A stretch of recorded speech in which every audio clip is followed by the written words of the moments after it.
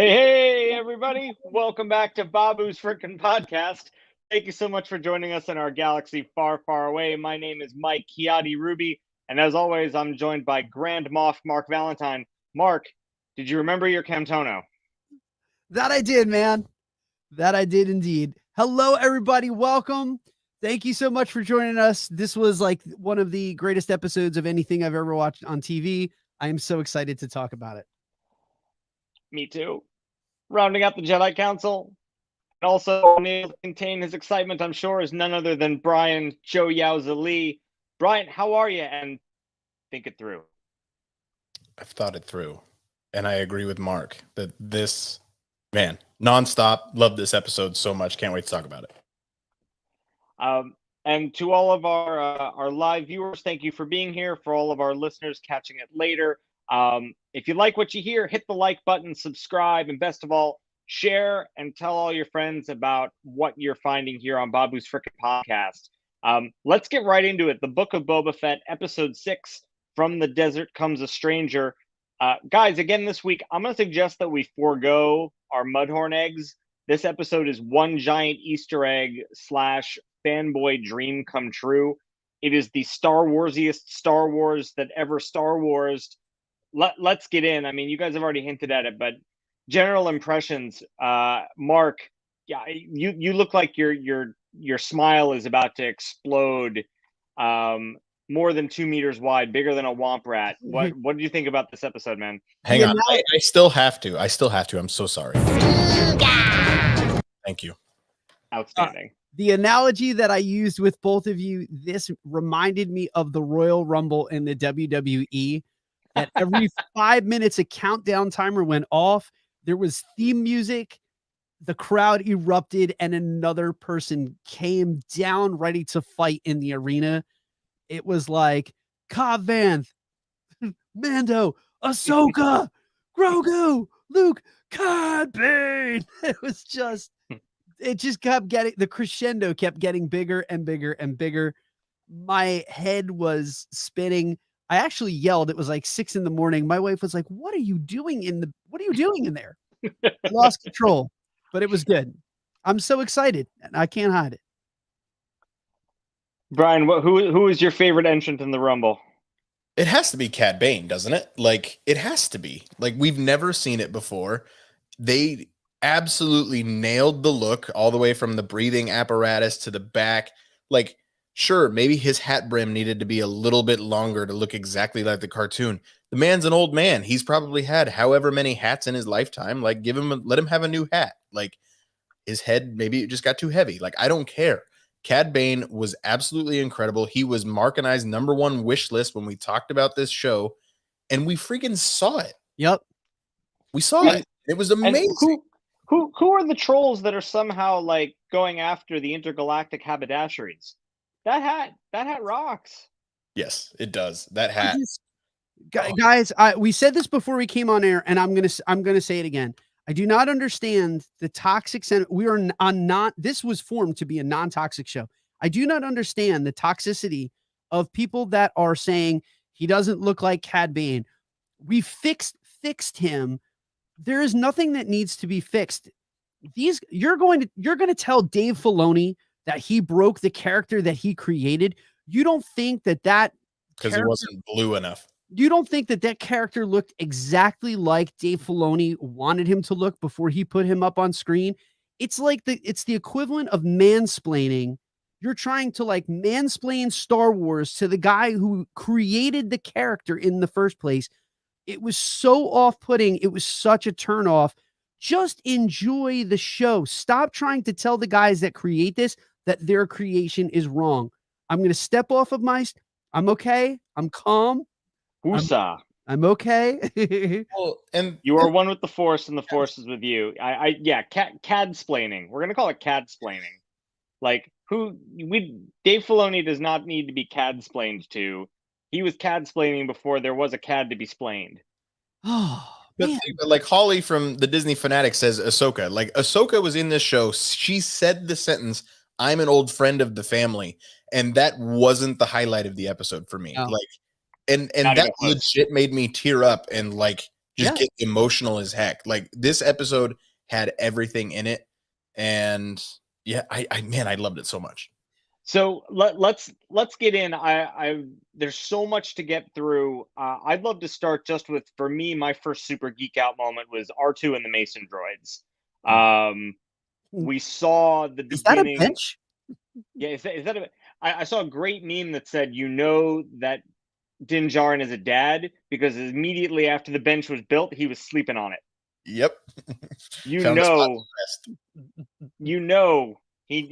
was full on dadding it up. We got to see the beginnings. We saw the construction of Luke's training temple. Yes. That is the temple that is burning in the flashbacks through The Force Awakens and The Last Jedi, and really all of them. I guess we also get to see that in Rise of Skywalker as well. And it's not built by hand. It's not built with the Force. They have Mason droids. There are actual droids that are laying stone. No mortar. Very impressive. Very impressive. I mean, Union droids. You think, guys? Precision work, absolutely. They are members of the Techno Union, back from the Separatists.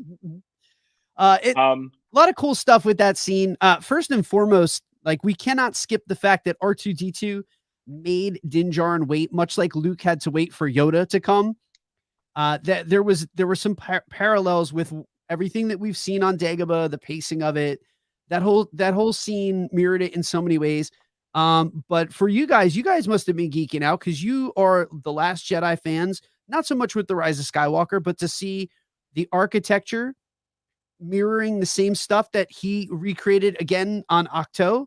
I thought that the stuff that was on Ahch-To was going to be like indigenous to that space, and it wasn't. It's apparently Jedi-esque architecture. So cool. Very cool. During that whole thing, like, I just imagine the Jedi being like the grasshoppers in A Bug's Life, where the Mason droids are just like, they come, they eat, they leave. Come, they eat, leave. Do they get like paid by the hour? Does Luke like call the Techno Union and be like, "Yo, I need a crew out. It's going to be about a 3-week job. I'm not paying anything over than 5 million galactic credits." And they were working fast, man. Like they were efficient. Well, and I love that, R2 is kind of like the foreman, chilling out, watching over him. I thought that whole thing was cool. It was so unexpected and different. I love that they added a new wrinkle to things. But that we got R2 right away. There wasn't, they kept us in suspense about whether Din was going to get to see Grogu and about whether he was going to interact with Luke. And instead, we get, as Brian said, we get Ahsoka, who was not necessarily what we would have expected in this episode.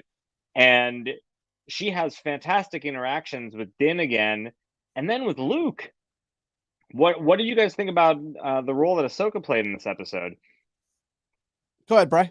I mean, I called it. I called she was coming. I also called she was going to fight with Boba Fett, but turns out it's probably not going to happen. But it was just, the element of world building they're doing is something we've never seen within the constructs of what is anything except for the Marvel Cinematic Universe. Like, DC tries, DC can't quite do it. Like, there's other things that are trying, but you have to have that one person in charge of continuity. I'm not that interested in having the conversation of why is all this happening within a series entitled The Book of Boba Fett. I honestly don't care, because I just want the storytelling that they're giving me, and that's all that I personally care about. I can understand like the frustration of people really wanted Boba to do something, and I think we're going to get a massive deal between Boba and Cad Bane next week. I just keep giving it to me. The amount of world building they're doing, setting up Ahsoka for her own show. She's leaving. They tease potentially that Luke's going to appear in that show. There's multiple different routes in which they can go, and I just give me more of it all day long. Dude, I'm gonna fully admit I was wrong.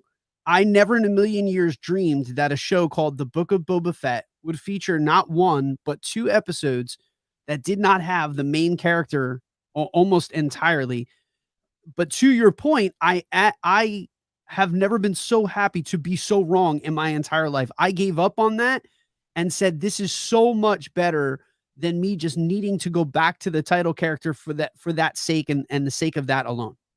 Yeah, I mean, for me, as if I'm looking at it as like a purist with the storytelling, I'm a little it confuses me a little bit, but I love it so much I don't care. I think I watched last week's episode and said, all right, it's a transitional episode. It's great that they did a cutaway, and then this week was again without him, but they started pulling all these people in, and I think when I started thinking about it, especially because it was Ahsoka that was together with Luke, it started feeling like other Star Wars storytelling where it doesn't matter that you get these cutaways. You have to play the long game with it. It's not about just the 6 episodes. It's about what is going to happen over the course of this entire Star Wars narrative. And so, to your point, Mark, who cares what you call the season? The fact is, we're getting Din Djarin flying a Naboo starfighter, and we're getting Luke Skywalker and Ahsoka Tano interacting with one another, and we're seeing the training of the first Padawan in Luke's school, and it just so happens that Padawan happens to be Grogu, who we've been following for 2 seasons on The Mandalorian. Who cares? Who cares? Just love it. Alex is in the comments. Check out Comics and Cinema podcast, and often on Earth's Mightiest Weirdos. Alex says that regardless of the show's title, it's like the Clone Wars where there's different arcs within a season. We basically got 2. I'm good with it. Do you think there's anything to that? I think I've enjoyed these last 2 episodes more because I thought I had to wait 2 years to see any of this. So I think the anticipation of all of a sudden getting Din Djarin and getting Ahsoka and Luke and Grogu and getting all this with really only a week's head notice, like I think that has actually upped my appreciation for this show because I wasn't able to build up any sort of expectation whatsoever. Vice versa, or in contrast to people had built up this show being about Boba being so grand around that main character that they felt underwhelmed over those first 4 episodes. And then these last 2 really just came out of left field in all the best ways. I mean, am I articulating kind of what I'm trying to say? I understand completely. And I agree. It's better. Here's why. The bigger that the sandbox is in something like Star Wars and an intellectual property like Star Wars, the more interesting the narrative becomes. I'm not saying that if we had a series that just zeroed in on Boba Fett, that it would be bad. I was enjoying a lot of those episodes. Like, it wasn't the greatest series, I will fully admit, but there were 2 of those 4 episodes that were just absolutely fantastic for me. But when you take the scope and you broaden it out and you pull in Ahsoka, you pull in Luke, you pull in Mando, you pull in Grogu, you pull in Cad Bane and the Pikes, that's what makes Star Wars appealing, is the galaxy and the world building. I don't need a show. I mean, I don't need a show like The Sopranos where I need an entire episode dedicated to like Paulie. I don't need that. I said that so soprano-y. Yeah, I don't need that with Star Wars. What I need is, like you got in Clone Wars and Rebels, that over time those characters were worked into a bigger narrative. This show works. All of these shows work when you build the scale out and you world build versus just trying to do a show about a singular character. I think a simple thing that might have just put everybody at ease about it would have been if they'd called it The Mandalorian: The Book of Boba Fett. Like, if it was meant to be that this is a chapter within, as you've called it, Mark, the wider Mandoverse, I think immediately people would have been like, all right, well, sure, there's going to be Din and there's going to be all the other things, and it's ultimately going to come back to support the Din narrative, which is what this is doing. Instead, I think it just set a different expectation with us as viewers that this is about solely the arc of Boba Fett. And I think, again, if I'm a purist, I think this is bizarre, and I think they're not doing a great job of building the arc of Boba Fett, at least in the short term. Again, but if I look at it and go, who cares? It's amazing. Yeah. I don't care. And if we play the long game, which is, how is this telling this broader narrative that's going to span years, if not decades, in that gap between Return of the Jedi and The Force Awakens? Who cares? Just give me all the good stuff. Yep. And I think we're also, Mike, to be fair, we're also rushing to judgment to assume that there is only going to be one season of Boba Fett. We don't know. Like, there's a very good chance that after Wednesday, we might continue to get more Boba Fett either in his own little side narrative, or he might continue to play a part in the greater Mandoverse. Greg from the Disney Fanatics brings this up. There was a lot of talk from the beginning, and I said this in subsequent weeks, that the Book of Boba Fett was meant to intentionally be Mando 2.5, that it was supposed to be interconnected, and that is exactly what we got. Well, and maybe that's the point, is that for years we've all wondered what happened to Boba Fett, right? Maybe Boba Fett is not intended to be this really big main character going forward, but they figured, look, if he's going to exist in the Mandoverse and he's going to help to advance that narrative, we can't just leave it this big mystery of how did he just suddenly end up out in the desert with Fennec Shand. So they spent 4 episodes to just say, let's catch you up on Boba Fett, and now back to the real plot. And I have no problem with that. Again, plus Blacker Stanton, plus the the mods, plus. I'm one of the. I mean, I think all 3 of us are. We were like, some of the stuff is weird, but we weren't not enjoying the series. Oh my God, I was loving it. I was loving everything that. I mean, I will hold true to the second episode of this series is some of the best Star Wars that I think we have ever gotten. Period. Full stop. So, I think people have just become, and it's not just Star Wars fans. I think consumers have just become very picky, that they don't understand. And again, we're men of a certain age. We've said this now so many times. We have lived such a big part of our lives without Star Wars that we are just so grateful to be getting everything and anything, that it's not like some of the other, the younger kids who have been just satiated with it and inundated with Star Wars, and they're a little bit more critical than we are. We remember the dark times, gentlemen, where all we had was the original trilogy and the toys on our living room floor. There were no other stories. Like, it was never going to happen. And then when it finally started to, our worlds just opened up. So when we get this kind of stuff, we are forever grateful. Like, I don't. How could we not be grateful for the fact that we spent probably half this episode with Luke freaking Skywalker?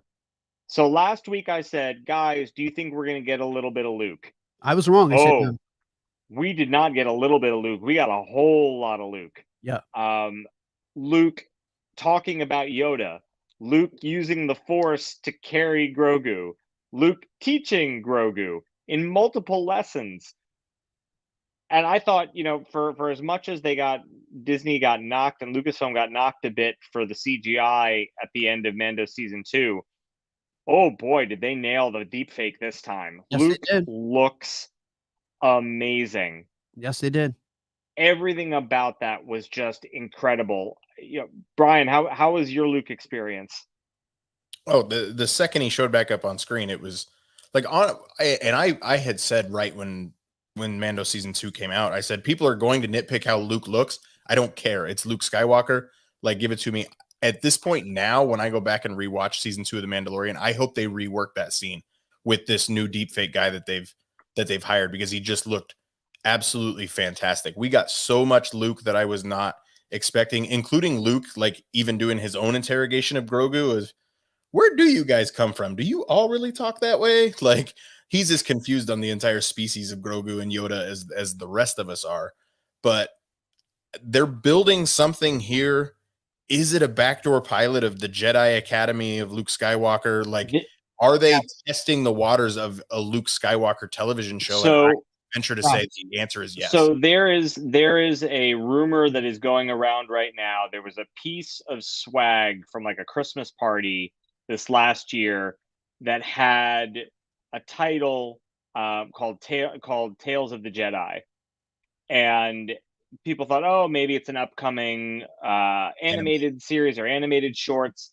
The new rumor is that there actually might be, at the end of this season of Book of Boba Fett, that we might get another credits teaser, and that's actually going to be about Luke. And it's going to be about Luke searching the galaxy, finding his students, doing all of the things that are in the Legends books that they have that are associated with Force Awakens, like him taking down a Star Destroyer with the Force in his bare hands. Like, we may be getting the Luke Skywalker series we always dreamed of. And you can voice modulate his voice to sound like it's not even Mark Hamill recording the dialogue. Like, that scared me. That's interesting that they can make him sound so much like Mark Hamill from 1983. through a voice modulator, and they can make him look like that. You don't need Sebastian Stan to step into the role. You genuinely can build a character around this main character who's computer generated, and it's unbelievable. But think about what Filoni has done in his 4 live action directing credits. He introduced Din Djarin, he introduced Grogu, he introduced Fennec Shand, Boba Fett, and Toro Calican. We'll forget that part. And then he introduced Ahsoka, and then he did what he did this week. Like, hats off to the man, the myth, the legend that is Dave Filoni. Like, and credit to Jon Favreau for knowing where he needs to pull in Dave Filoni to help with the writing credits, because this is the only one that Jon Favreau didn't have full writing credit on. He gets a pass too on Toro Calican. I can't even say it. He's the worst. Because he's not great. He's not great. Dave Filoni, gentlemen, nothing new. I'm going to repeat it because it bears repeating. Dave Filoni is the heir apparent. He understands the vision. He understands the roadmap of Star Wars. He gets the philosophy. Like, he lives and breathes this stuff, and like, he is one with the Force, and the Force is with him. And again, good on Jon Favreau. Is an amazing ally for him to have, because Jon Favreau, again, has outstanding instincts. He has so many connections in that town. He can pull in anyone that he wants to, and he can snap his fingers if Dave asks for it. Jon is the perfect ally to have. And I do love that he has so many of these Marvel connections. Brian, again, you're right. You're 100% right. And I defer to you. You do not need Sebastian Stan in that role. However, it would be so wonderful to have a Sebastian Stan. The great thing about Jon Favreau is that he has the pedigree to be able to snap his fingers and make something like that happen. Well, but it's Star Wars. He doesn't even need to. I mean, it's Kathleen Kennedy and the Star Wars brand that'll bring anybody to the yard. Well, and Mark said something. Sorry, guys, I'm all over the board tonight, but a lot of things keep coming into my mind. But Mark just said something about Dave Filoni knows the Star Wars roadmap. Yes. It honestly took until this series, with all the interconnectedness and the world building that it's doing, for me to believe that Star Wars has an official roadmap. And now I'm all in on that roadmap being out there, that they actually do have a plan, because the sequel trilogy did not demonstrate that they had a plan. Well, with him getting named executive creative director did that. Sorry to step on you, Brian, yeah. But like that's literally why he's executive creative director now, is because he's the guy who's in charge of the universe. Guys, and I don't want to let this get away, because we do have live viewers that are chatting us, and I really want to try to acknowledge them when I can. But to Jared's point, so what Jared Welch says is, would be nice if they could do a little more with Luke's emotions and showing it on screen. That would be the benefit of getting an actor and not having to do deep fakes, to getting a guy like Sebastian Stan who can emote, and you don't have to use technology to get that to happen. I think that's a more efficient way of doing it, Jared. For me, it's less about the emotion. I thought that they got him to emote very well. It's hard. I mean, I think a live actor would do better. The thing that was weird for me is there's a bit of a delay with everything with Luke, right? It's almost like, you know, when we're podcasting and one of us says that there's lag, like if you go back, all of his lines have just a little bit of lag after the person who said something before. And on the one hand, you say, all right, well, that's just thoughtful Jedi Luke. Like, he has a much more tempered tempo in Return of the Jedi, where he's specifically being, I'm going to be thoughtful and I'm going to be slower. It's very much the way that Qui-Gon Jinn is based with his speech patterns. If you could get him to be a little bit more reactive, yeah, I think it would be nice. Yeah, it's fair. That said, the man levitates frogs.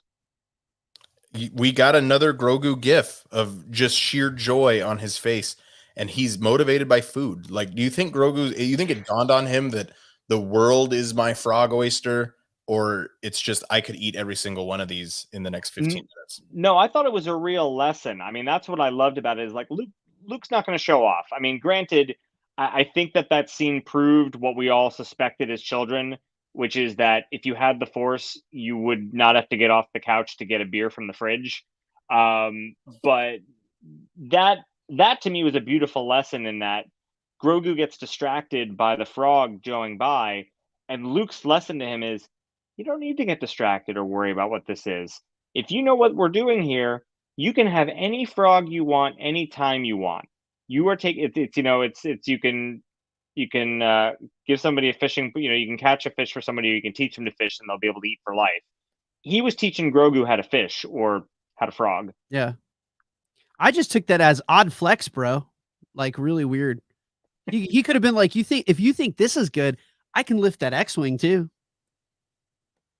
I'm just But saying. again, he doesn't get he's not excited by techie things, as Brian just said. He's like my dog. He's food motivated. But think about what they accomplished with.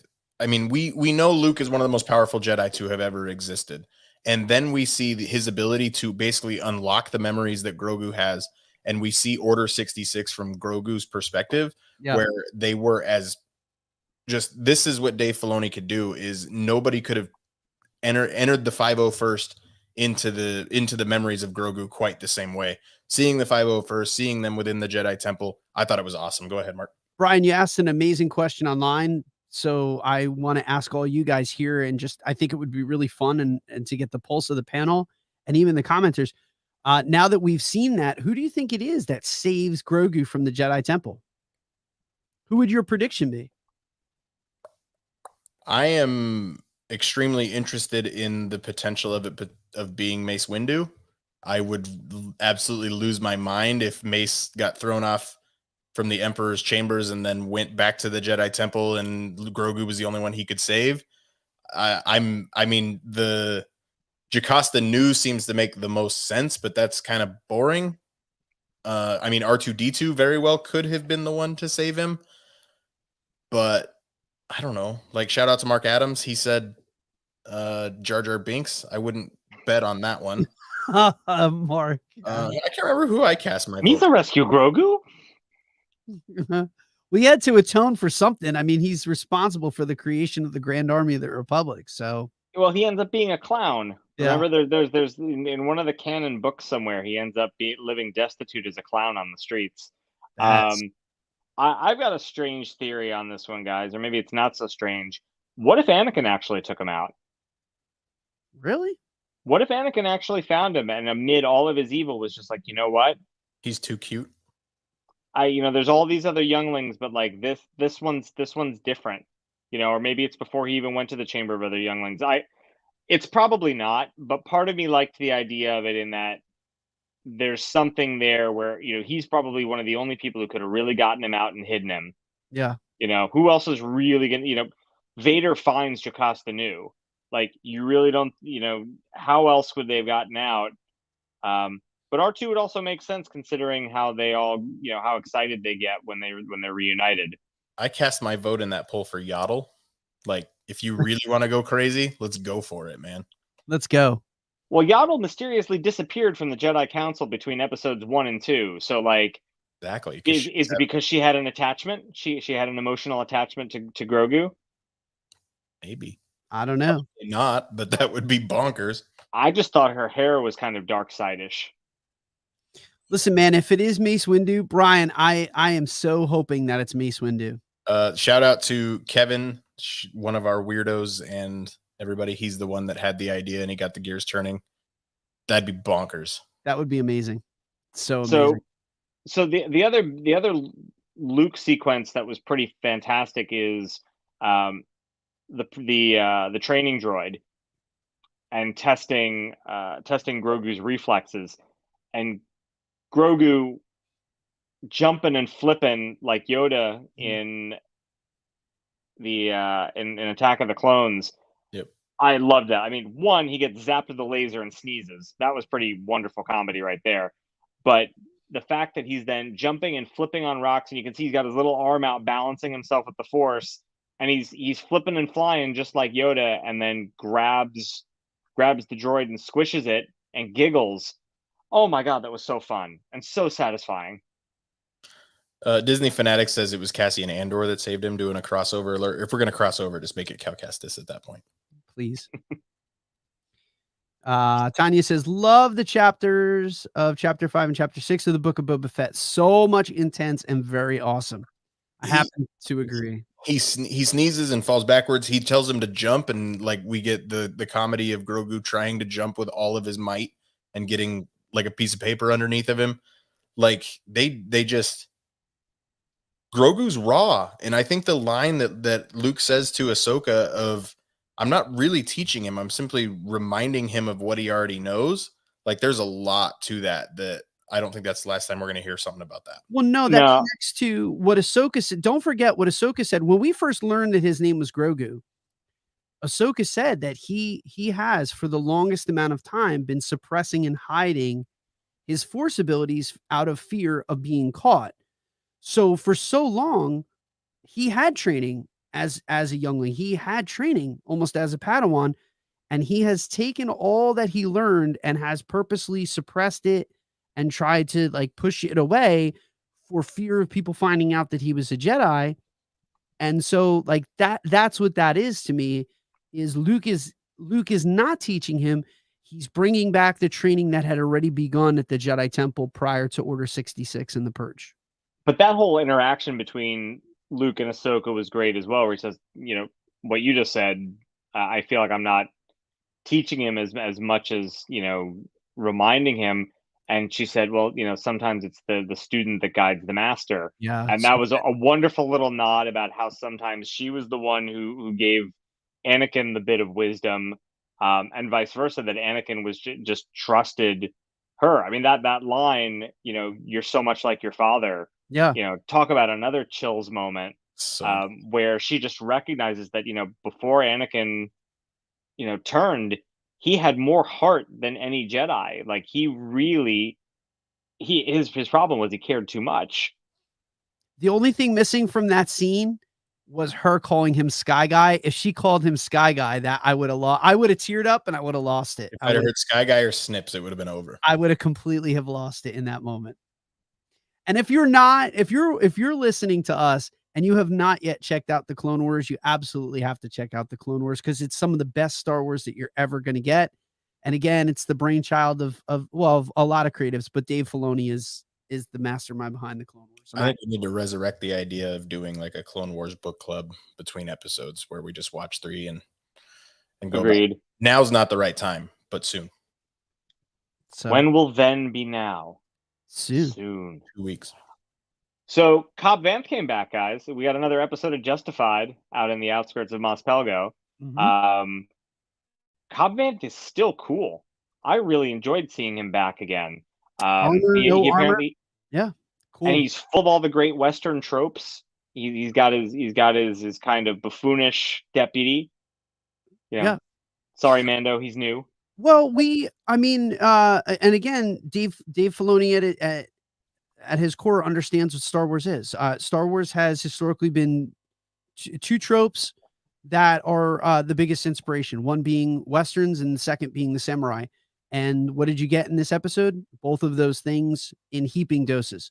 So we got every bit of that Western trope, the good, the bad, and the ugly, the standoffs, the stranger rolling into town, coming in on the wind, all of that stuff was here. I mean, Cobb Vanth is perfect he's absolutely perfect for that role. And not dead. Yeah. And not dead. I wouldn't doubt, gentlemen, I wouldn't doubt him getting some kind of spinoff or something in a larger project because, I mean, he's beloved. Whenever Cobb Vanth shows up, the people rejoice. I'd be far more interested in a Cobb Vanth with the Boba Fett armor, though, than I think. Like, well, there's a whole hell of a lot of Mandalorian armor just laying around in certain places, and if he teams up with Boba Fett or if he teams up with Mando, I'm sure they're going to come across some armor at some point or another. Guys, boy, I should have brought this question to you ahead of time. I think you guys can answer it without much. The biggest question I've been asked by people watching the show that I don't know officially how to answer, what is spice? Like what's the best real world comparison to spice that you would say? I guess it's probably like their version of either cocaine or heroin. Yeah, I was going to say it's some kind of illicit drug. Yep. It's a hallucinogenic of some sort. That's where I've gone to. So it is an illegal substance. That's the best way to think about spice. Okay, cool. Yeah. I mean, and that was the first time we actually got to see it in this episode when he kicked over the chest full of it into the sand after he shot the pikes. Also, I thought it was cool that like there were so many callbacks to Alex says just like the spice in Dune, it's the same principle. And so I loved the callbacks in this episode to the first episode we had with Cobb Vanth, where when Mando flies over and he sees his new buddies, the Jawas, with their furry hands, very very visible on screen, but they've put the skull of the Krayt Dragon on top of their mechanical tank. And then the bar in Mos Pelgo has gotten a very cool gastropub upgrade with the rib cage of the Krayt Dragon, now part of the architecture. Yeah, I like that. That was cool. Good catch. I want to know where the pearl is. What lightsaber is the pearl making? I don't know. I thought all that was really cool. So let's dive back into live action Cad Bane. I mean, you guys have already said it that you liked it. I thought that whole scene was so tense and so well put together, and they've got the original voice actor. We did our dream casting, our fan casting of who we would want for the live action Cad Bane. They just said, look, we're going to take the original voice and we're gonna put together some great prosthetics and computer work, and boy, that guy's got some gnarly looking teeth. Yeah. Well, I think I said too, I said, I hope that they bring Corey Burton in. We don't know how they're going to work that. I mean, but I kind of said, so, I mean, Brian and I have been on the Cad Bane train since episode 2 of this show, Brian? Bounty Hunter Draft at the very latest. So, I mean, like we have been very high on Cad Bane for a long time.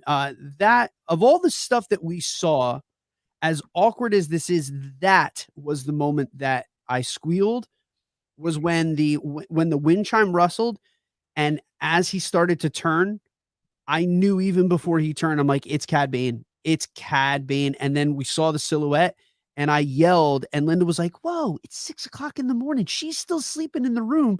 What are you doing? I'm like, it's Cad Bane. It's Cad Bane. I freaked out. We've been high on this. Like, this was the number one thing that I wanted to see from this series, and it did not disappoint at all. Brian, go ahead, because I have a lot more to say, but go ahead before I soapbox it. Go. Squealed like a little girl. It's Cad Bane, like as loud as I could, and I lost it. So basically, to give history of who the character is, because if you don't know who Cad Bane is, say you're not tuned into Babu's freaking podcast, please like and subscribe.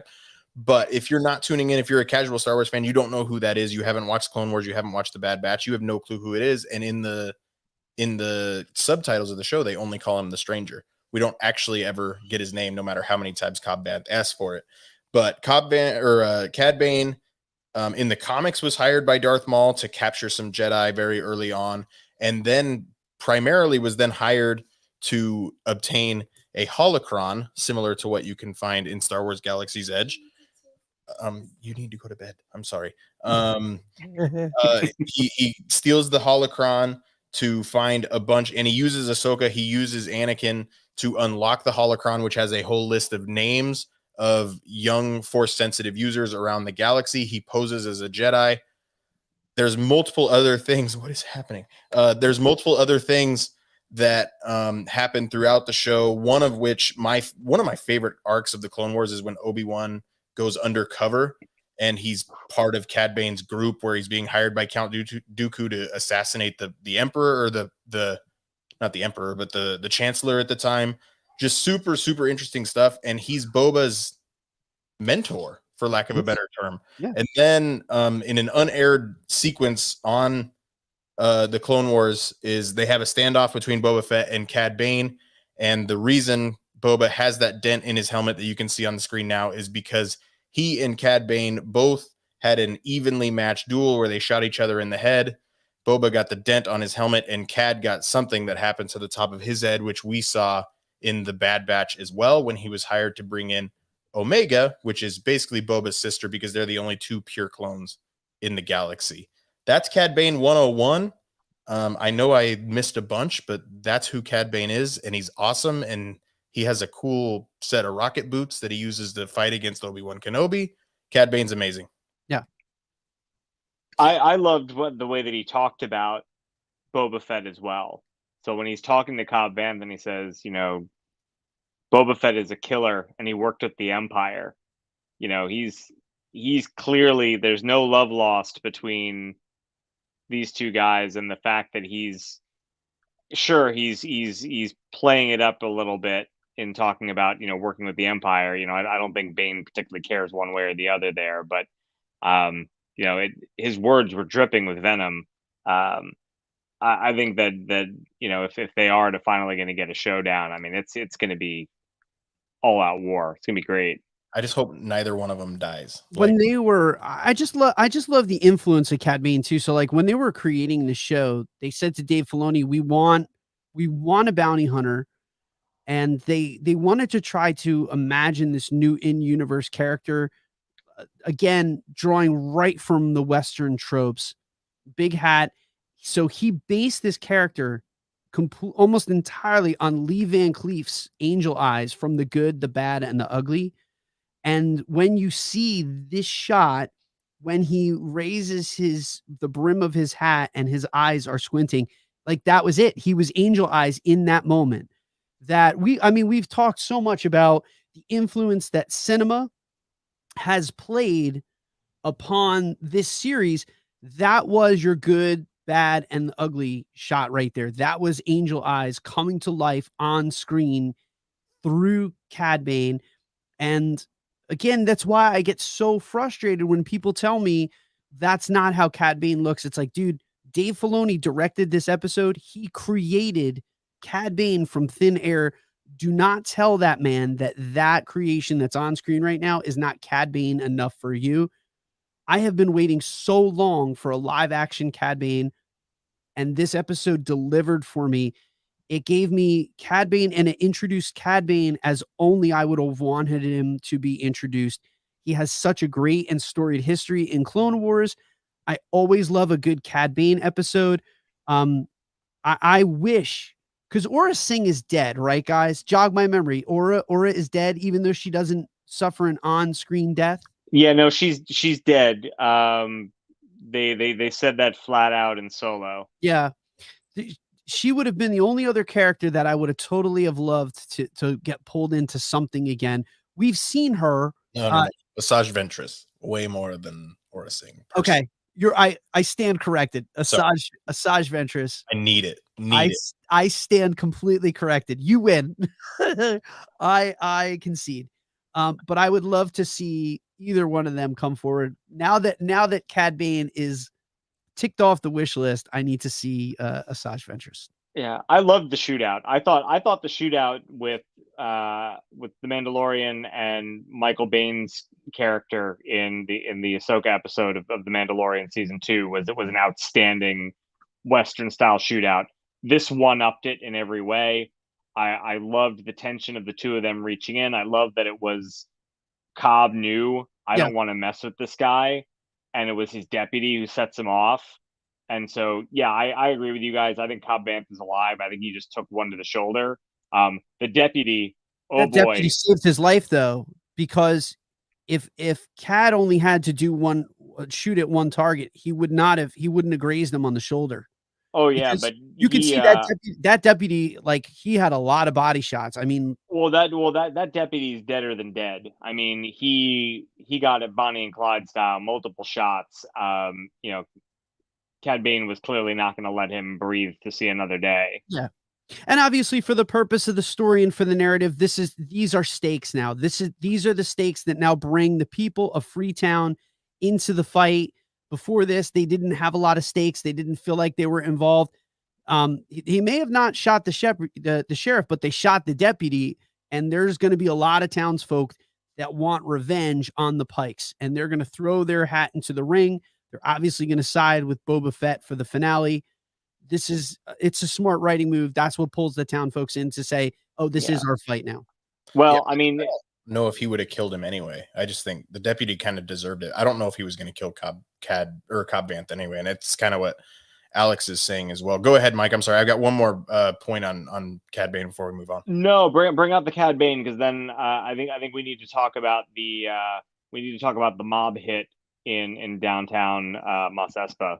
The most interesting thing to me of bringing Cad Bane at this specific moment within this show is right now Boba Fett has been portrayed as the protagonist the entire series. Boba Fett is a new man. He is not the same person he was when he was a bounty hunter. This is his past coming back to meet up with him, where Boba's not who he says he is. I know for a fact he's not, because I was also part of this.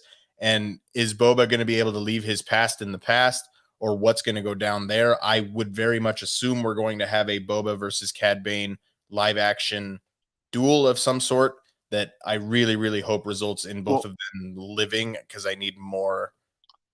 If one's going to die, I would rather it be Boba Fett, to be honest. Well, but I think they got to give us something at this point. I think, again, we were talking earlier about we've gone 2 episodes away from Boba Fett in a series called The Book of Boba Fett, and it really hit me that we have not gotten Boba Fett in this series. We have, Mark pointed it out even after the first episode when he got jumped. Like, we have not seen him power up the rockets, pull out a blaster, and mess some people up the way that we got in Mandalorian season 2. Like, he has not been out there wrecking people. So my biggest hope for the last episode, as much as I'd love to see all sorts of stuff happen, my biggest hope is that we get the real Boba Fett back. Like, not guy without an outfit, wielding a gaffy stick, that we've got the guy with all the gadgets going and just wrecking some pikes. And go ahead, Mark. I was going to say, I just want to see him take a grenade, strap it to the rocket, and then throw it and say, "Eat peace." If we can get that, I'll be happy. I think the way that gets accomplished is we find out that Cad Bane's been working with the Pikes for a very, very long time. And when Boba killed all those bikers, he didn't kill the right people, and that Cad Bane is actually the one that wiped out the entire clan of Tusken. Yes. That's another rumor that's going around, is that Cad is actually, which makes it even more personal, that it's Cad who took out his tribe. Original thought. I didn't know it was going around. That bums me out. Yeah. No, it just means great minds think alike. But it makes sense. It makes a ton of sense. Yep. So, I asked Mark at the beginning if you remembered your Camtono. That we saw the end of Madame Garza's establishment as 2 Pikes walk in, set down a Camtono, walk out, and they blow the place up. It'll be interesting to see whether it's just the bar that's gone, or if they've actually killed Madame Garza. Interesting to note, though, guys, and they made a point of showing the band, Max Rebo is not on premise. Yeah. So Max Rebo, is he Force sensitive? Dude, he has a sixth sense. When he knows when a gig's about to go south. They called him the day of the sail barge, and he's like, "No, guys, I'm busy." They called him. I'm feeling a little congested in my trunk today. They called him today, and he's like, "No, you tell those guys, like, it's a 2-piece band tonight. I'm calling in sick." I told you guys in a chat. I think that, like, his special skills on, like, his resume are like Force sensitive and smooth jazz. I think he might be the inside man, Max Rebo. I don't know. Maybe he's always tipped off, man. Maybe he knows way too much in this. An elephant never forgets. It's true. It's true. Revenge of Max Rebo. Just An elephant never forgets. It's so nice to see the ice cream maker, the Camtono, finding its way into so many other projects. Speaking of which, I am rocking. Speaking of the ice cream maker, I'm rocking a full Bespin motif tonight. We have the Bespin mug and the Bespin spirit jersey. So only appropriate that we get the ice cream maker from Cloud City. Will Road would be proud. He would be. I love the running where they have the race and they all dress up as him. Dude, the running of Wilro Hood at Star Wars Celebration is the funnest thing I've ever been a part of. I haven't dressed up like Wilro Hood, but I have watched it twice, and it's amazing. That I need to see that at some point in my life. People are like, "Do you want to go to Pamplona and see the running of the bulls?" No, I would rather just see the running of Wilro. So good stuff. But So, this was straight out The Godfather, Mike. I mean, oh my gosh, yeah, it was The Godfather, it was Casino, it was any gangster movie ever that there's the establishment that the gangsters take down. Yeah, it was spot on. I just wonder who survived no the one, thermal detonation. no one. I mean, just as just as the attack on Freetown is going to pull in them, I think that this is going to be, I think for Boba, I think this is really going to be fuel to his fire. That he's going to see this and realize like these guys have to be stopped at all cost. So this isn't going to sit well with him. An attack on peaceful people that are just chilling. Well, It's not gonna hopefully be it cool. also then to your point, maybe it sets off the Clatoonians and the other uh the other mob groups on Tatooine that they were like, we were going to sit this out, but we're with you, Boba. Like they just blew up someplace that we do business. Very possible. Very possible. I mean, I'm not convinced Garza Whip is dead. Like, I mean, you could convince me either way, I suppose, but I would assume she'll probably pop up next week. If she's not dead, she is jacked up, man. For She was only about 10 feet from that blast, and looking at the way that that thing came out the front door of the bar, she is jacked up. She needs some Bacta now. So does Cobb Vanth. Yes, he does. So, guys, let's wrap this up with the ultimate ultimatum, the way that the episode itself wrapped up, which is Luke asks Ahsoka, "What do I do with Grogu?" And she basically says, trust your instincts. So he gives Grogu a ridiculous ultimatum where he sits before him and says, "The Mandalorian came. He left you this." He shows him, as you guys called it last week, some mithril, some chainmail made from Beskar, a little armor Beskar for him.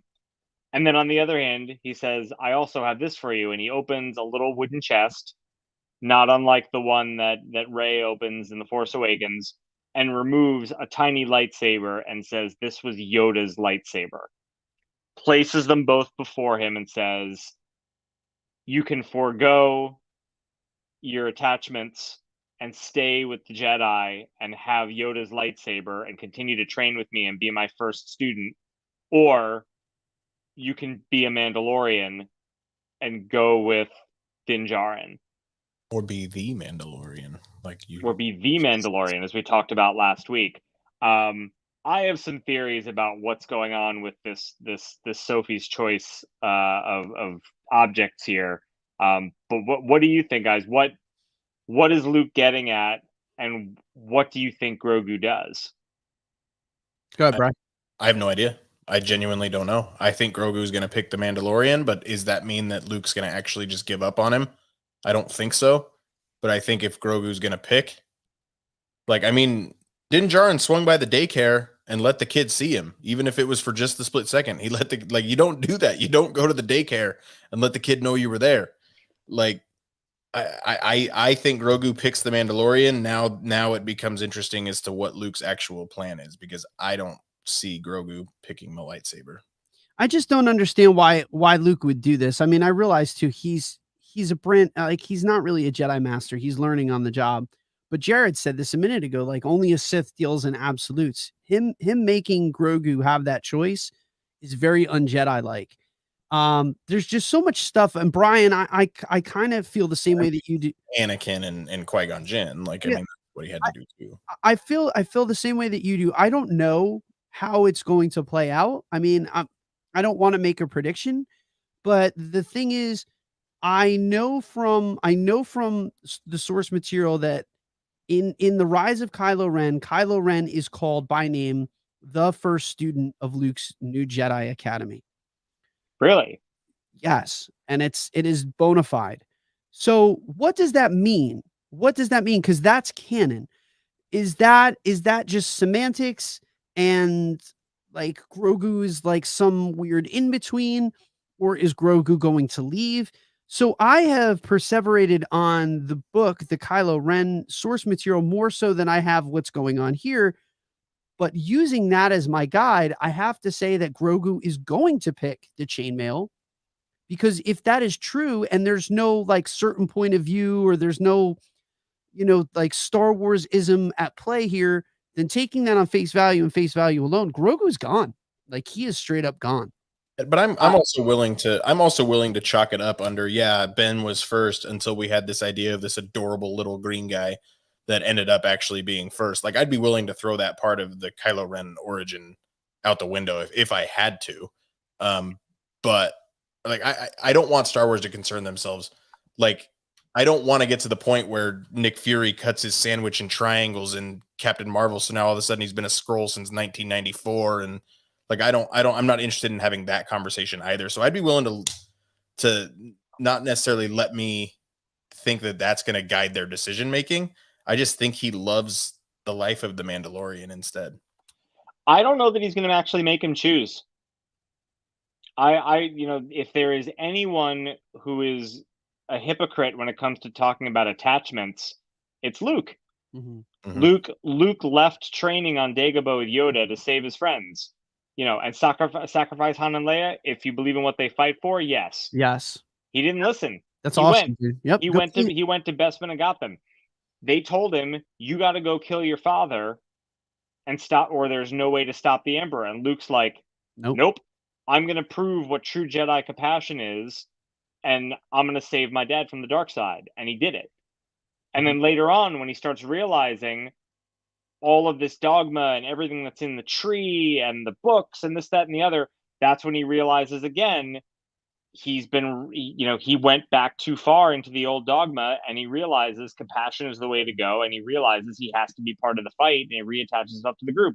Mm-hmm. He trains Leia. Leia's got a husband. Yeah. Leia's got a husband and a kid. So I don't know.